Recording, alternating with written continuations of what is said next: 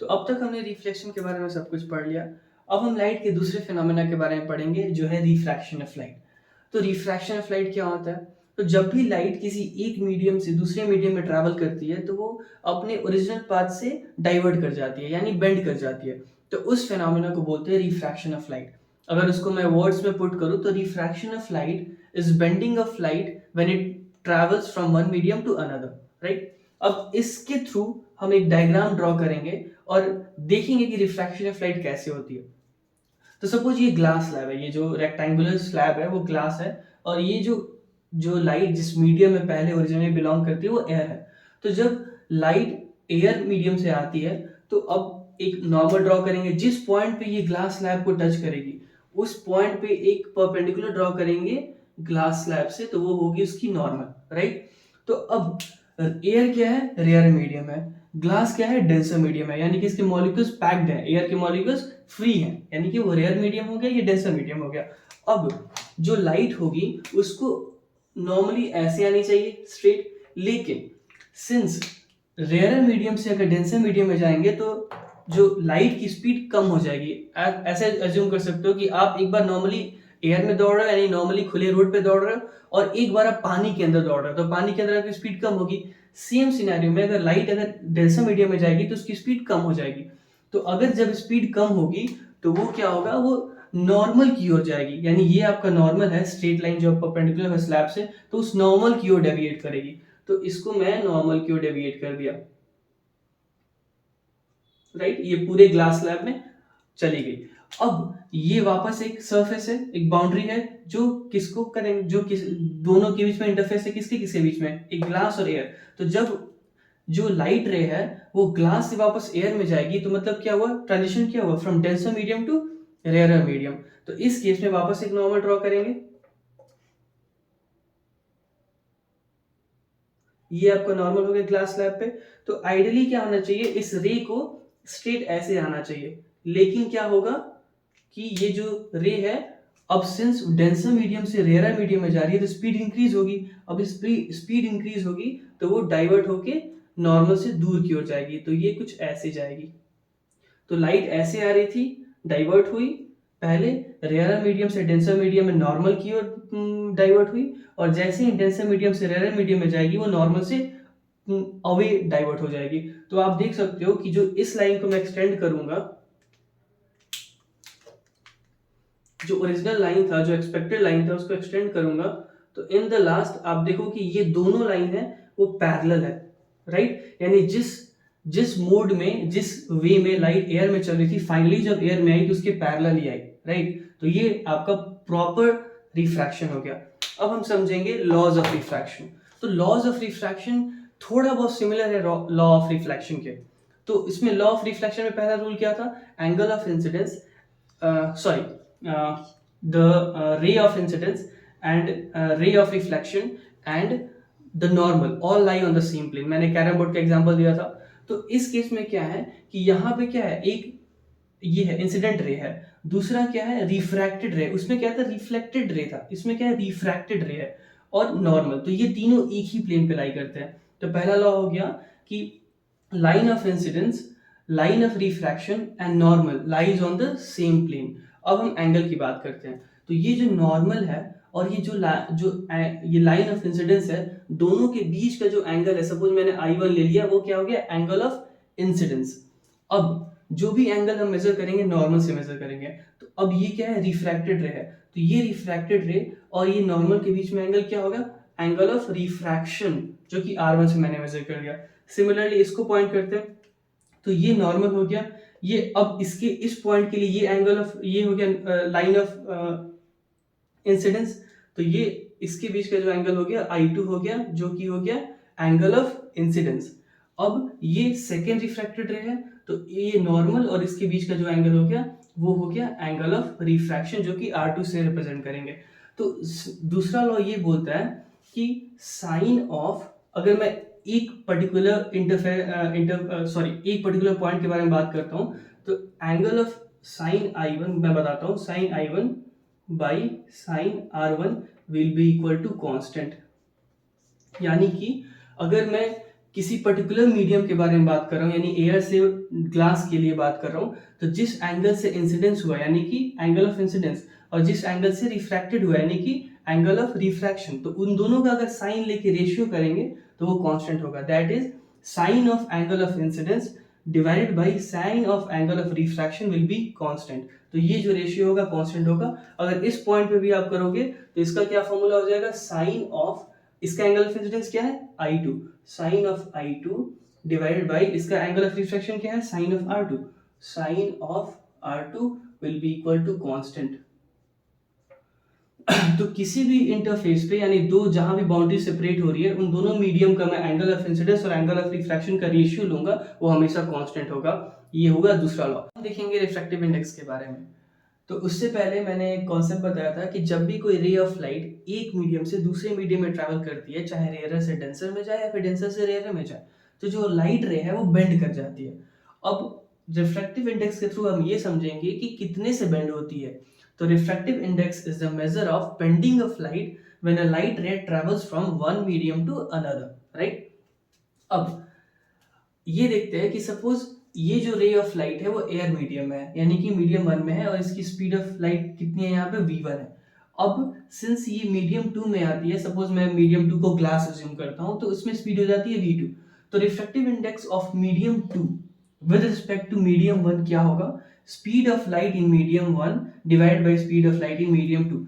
यानी कि अगर मुझे रिफ्रैक्टिव इंडेक्स ऑफ इस मीडियम का रिफ्रैक्टिव इंडेक्स निकालना है, तो आप टॉप पे स्पीड किसी रखोगे जिस मीडियम के थ्रू वो लाइट एंटर कर रही है। तो यहाँ पे मीडियम कौन सा, किस मीडियम से लाइट एंटर कर रही है, एयर से। किस मीडियम में जा रही है, ग्लास में। तो अगर मुझे ग्लास का रिफ्रैक्टिव इंडेक्स निकालना है तो टॉप पे क्या रखेंगे, speed of light in air divide by speed of light in glass, right. तो ये हो गया रिफ्रैक्टिव इंडेक्स। लेकिन अगर आप बोलो कि सपोज ये तो रिफ्रैक्टिव इंडेक्स हो गया, लेकिन रिलेटिव रिफ्रैक्टिव इंडेक्स क्या होगा, सपोज मैं यहाँ पे वाटर डाल दिया, वाटर और यहाँ पे ग्लास हो गया, तो कोई भी स्पीड का रेशियो एक मीडियम से कोई दूसरे मीडियम में जो भी रेशियो होगा वो रिलेटिव रिफ्रैक्टिव इंडेक्स होगा। जरूरी नहीं है कि वहां पे एयर हो, अगर एयर है तो रिफ्रैक्टिव इंडेक्स होगा। लेकिन अगर किसी दूसरे मीडियम के बारे में बात करें, सपोज जो मैंने बोला वाटर और ग्लास, तो अगर मुझे ग्लास का रिफ्रैक्टिव इंडेक्स निकालना है तो मैं क्या बोलूंगा, speed of light in water divided by speed of light in glass. तो ये क्या हो गया, relative refractive index of glass with respect to water. तो अगर मैंने बोला n21 को कैसे पढ़ेंगे, refractive index of medium 2 with respect to 1। तो जिसके रिस्पेक्ट में फाइंड करते हैं उसकी स्पीड को पहले रखते हैं। तो speed of light in medium 1 divide bye जिसकी फाइंड करते हैं, तो फाइंड किसकी करनी है, 2 की, तो speed of light in medium 2। तो ये रहा हमारा रिफ्रैक्टिव इंडेक्स। अब देखने वाले हैं हम रिफ्रैक्शन बाय स्फेरिकल लेंस। तो सबसे पहले हम समझेंगे लेंस क्या होता है। तो एनसीईआरटी डेफिनेशन के थ्रू अगर जाएंगे तो उसमें लिखा है a transparent material bound by two surfaces of which one और both surface are spherical is called lens. यानी कि कोई भी ट्रांसपेरेंट मटेरियल जिसके दोनों साइड या फिर सिंगल साइड अगर कर्व्ड हो तो वो एक लेंस होता है। ओके, तो अब हम सबसे पहले समझेंगे कितने टाइप्स के लेंस हो गए जो हमें पढ़ना है, उसकी कुछ प्रॉपर्टीज देखेंगे और हमें किस टाइप के लेंस को पढ़ना है हम उसको आइडेंटिफाई करेंगे। तो देखो, ये भी एक हो गया कॉनकेव लेंस, दूसरा हो गया कॉन्वेक्स लेंस। तो ये आपका हो गया कॉनकेव लेंस, ये कॉन्वेक्स लेंस। तो आप देख सकते हो कि लेंस का प्रॉपर्टी जो मैंने यहाँ पे डिफाइन किया था कि कोई भी या तो एक साइड या दोनों साइड कर्व्ड होना चाहिए। तो आप देख सकते हो कि यहाँ पे एक साइड कर्व्ड है और एक साइड प्लेन है, राइट। तो ये लेंस हो सकता है। सिमिलरली कॉन्वेक्स में भी देख सकते हो कि एक साइड कर्व्ड है, लेकिन हमें क्या पढ़ना है, डबल कॉनकेव और डबल कन्वेक्स पढ़ना है, यानी कि हमारा दोनों साइड कर्व्ड होना चाहिए। तो अब एक काम करो, एक कॉन्वेक्स कॉनकेव लेंस लो और एक और कॉनकेव लेंस लो और दोनों को मर्ज कर दो। तो मैं एक और कॉनकेव लेंस अगर इसको यहाँ पे लगा देता हूँ तो आप देख सकते हो कि दो कॉनकेव लेंस को मैंने मर्ज कर दिया, तो ये एक डबल कॉनकेव लेंस बन गया। तो ये मुझे पढ़ना है एनसीईआरटी सिलेबस में। सिमिलरली यहाँ भी अगर मैं दो कॉन्वेक्स लेंस को एक साथ मर्ज कर दूं, जैसे कि एक और कॉन्वेक्स लेंस लूं मैं यहाँ पे मर्ज कर दूं, तो ये हो गया डबल कॉन्वेक्स मिरर लेंस जो मुझे इस टॉपिक में पढ़ना है। अब कुछ प्रॉपर्टी के बारे में बात करते हैं। तो यहाँ पे आप देख सकते हो कि जो कॉनकेव लेंस है उसका जो मिडल पार्ट है उसका विड्थ कम है in comparison to the width at the upper and lower level. Okay, यहाँ पे आप देखोगे तो यहाँ पे विड्थ ज्यादा है, ग्रेजुअली डिक्रीज हुई है, यानी कि सबसे कम कहाँ है, मिडिल में है, और फिर क्या हुई, इंक्रीज हो गई है। अगर कॉन्वेक्स की बात करेंगे तो इसका जस्ट ऑपोजिट है, ऊपर की ओर इसका विड्थ छोटा है, और जैसे ही नीचे आते हैं मिडिल में सबसे बड़ा विड्थ होता है, लाइक विड्थ सबसे ज्यादा है, और फिर वो वापस विड्थ घटते जाता है। तो ये शेप की प्रॉपर्टी होगी। और दूसरी, अगर मैं इसमें अगर रे ऑफ लाइट पास करूं, अगर मैं parallel ray of light pass करूं इस पे,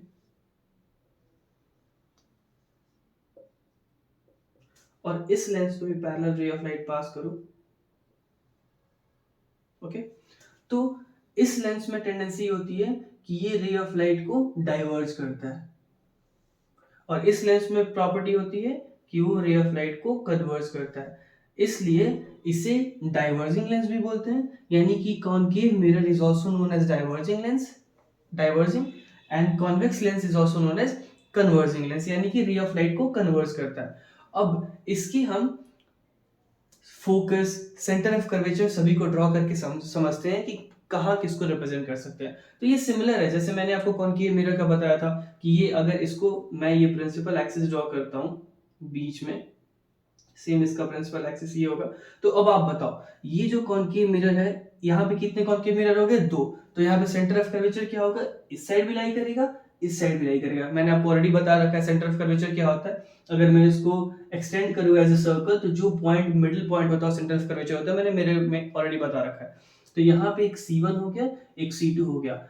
सेम केस में यहाँ पे एक C1 होगा और यहाँ पे एक C2 होगा, यानी कि लेंस में 2 सेंटर ऑफ कर्वेचर होते हैं, C1 एंड C2।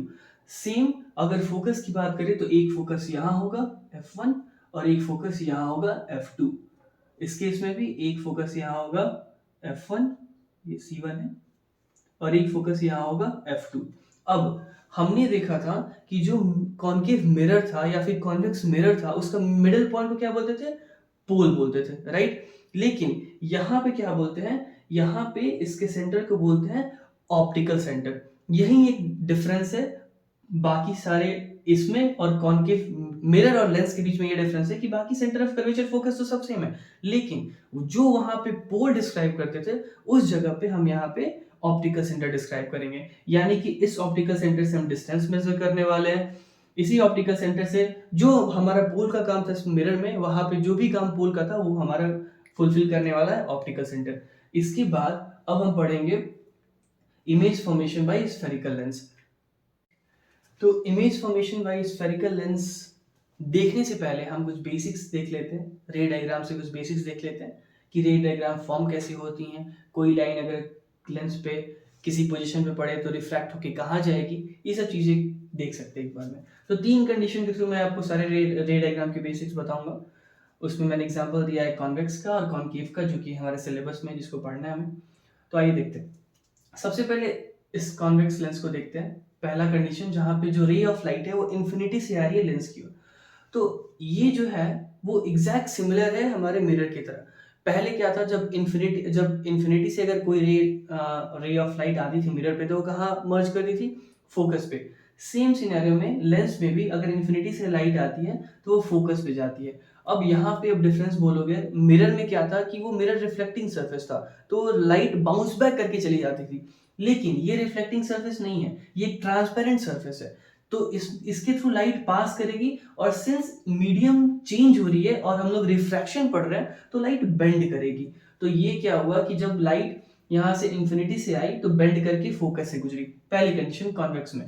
सेम होता है कॉनकेव में कि अगर लाइट पैरेलल जा रही है, प्रिंसिपल एक्सिस के पैरेलल है, यानी इंफिनिटी से आ रही है, तो वो वो रिफ्रैक्ट करेगी और वो बेंड करके बाहर निकलेगी, जो कि आप एक्सटेंड करोगे तो वो फोकस से होके गुजर रही है। यानी कि कभी भी लाइट अगर पैरेलल होती है, इंफिनिटी से जाती है, तो वो फोकस से पास करती है। आप यहाँ पे देख सकते हो। आप अब बोलोगे कि ये इधर क्यों नहीं आई, बेंड क्यों नहीं की, राइट। तो आप ये देख सकते हो कि ये कौन, ऑलरेडी मैंने बता रखा है कि कॉनकेव मिरर क्या होता है, डाइवर्जिंग होता है, मैंने बताया था। और कॉन्वेक्स मिरर क्या होता है, कन्वर्जिंग होता है। तो यहाँ पे डाइवर्जेंस, जब भी हम कॉनकेव मिरर की बात करेंगे हमेशा वहां पे डाइवर्जेंस देखेंगे।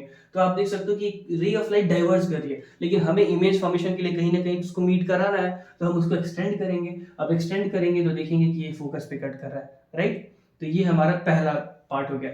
सेकेंड पार्ट में बात करते हैं कि अब हम फोकस से पास करते हैं, राइट। तो सेम इसका ऑपोजिट है, अगर फोकस से पास करेंगे कॉन्वेक्स लेंस में तो वो इन्फिनिटी की ओर जाएगा, यानी पैरेलल जाएगा प्रिंसिपल एक्सिस के। सेम अगर कॉन्केव मिरर में अगर फोकस की ओर पास करेंगे, आप देख सकते हो यहाँ पे अगर इसको एक्सटेंड करेंगे, ये रे ऑफ लाइट ऐसे आई, अब आप बोलोगे ये फोकस से तो पास कर ही नहीं रही है क्योंकि ये लाइट तो यहीं पे बंद हो जा रही है। तो अगर आप इस लेंस को हटा दो तो ये और इस रे ऑफ लाइट को ट्रैक करो, तो ये कहाँ से गुजर रही है, फोकस से गुजर रही है। तो आप ये देखोगे कि ये जो लाइट है वो फोकस वाली लाइट है, यानी फोकस से जाने वाली लाइट है, लेकिन बीच में लेंस है तो ये डाइवर्स कर जाएगी इसको, और ये कहाँ जाएगी, पैरेलल जाएगी, यानी कि प्रिंसिपल एक्सिस के पैरेलल होगी और ये इन्फिनिटी तक जाएगी। Okay, condition clear. अब थर्ड कंडीशन में जाते हैं। थर्ड कंडीशन भी मिरर के एग्जैक्टली है। पहले क्या था कि अगर पोल से पास करते थे तो रिफ्लेक्ट बैक होके उसी एंगल से जाती थी, लेकिन यहाँ पे अब आप देख सकते हो यहाँ पे ये लेंस है, यानी रिफ्लेक्शन का कोई सीन नहीं है, रिफ्रैक्शन का सीन है। अब जब भी ऑप्टिकल सेंटर से गुजरेगी लाइट तो डायरेक्टली उसी पाथ में वापस वो उस मीडियम को क्रॉस करके निकल जाएगी, यानी कि यहाँ पे कोई कन्वर्जेंस नहीं होगा, कोई डाइवर्जेंस नहीं होगा, कोई रिफ्लेक्शन नहीं होगा, कुछ नहीं होगा, सिंपली वो लाइन उसको क्रॉस करके निकल जाएगी। यानी कि कोई भी अगर कॉन्केव लेंस हो या कॉन्वेक्स लेंस हो और रे ऑफ लाइट अगर ऑप्टिकल सेंटर से होके गुजर रही है तो वो एज इट इज उसको क्रॉस करके निकल जाएगी। तो ये तीन कंडीशंस जो है, इन तीन कंडीशंस का यूज करके हम इमेज फॉर्मेशन को सीखेंगे और इन सारे लाइंस को प्लॉट करके एक इमेज का फॉर्मेशन करेंगे इन स्फेरिकल लेंस।